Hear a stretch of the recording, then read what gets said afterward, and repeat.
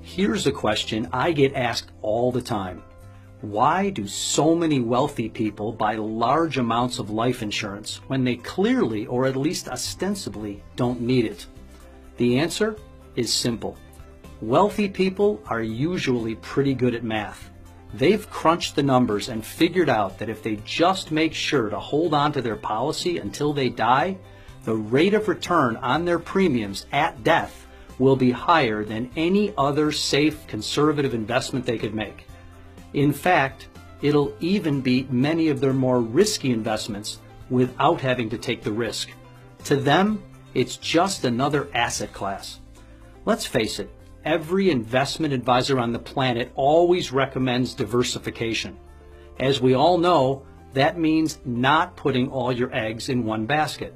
You might own some stocks, but not all one stock.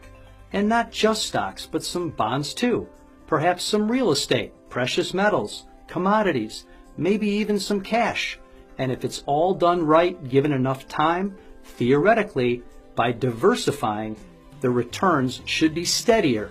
And given enough time, all should be fine in the long run. But what if you die earlier than you plan to? No one expects that to happen, and we certainly don't like to think about it.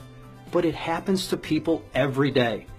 Time, then, is a key component to the success of any financial plan.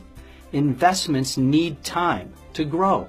Your portfolio is probably diversified to protect against a whole raft of risks, many of which will never come to pass.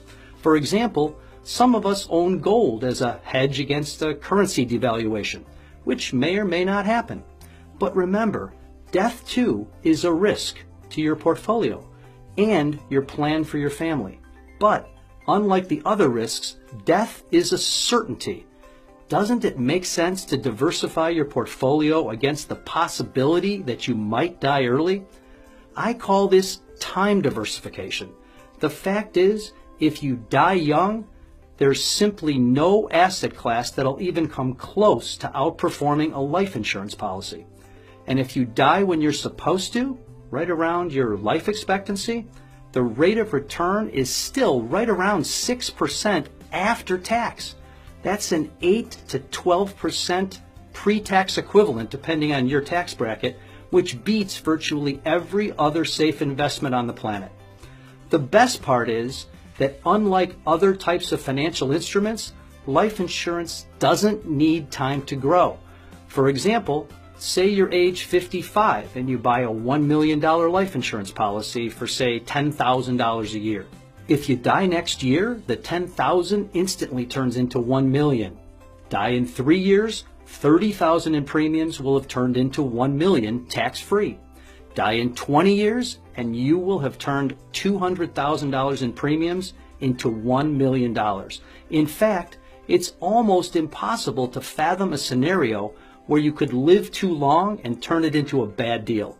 So that begs the question, should you consider taking a small slice of your portfolio and diversifying into life insurance as an asset class? Now, that's up to you, but I know I did.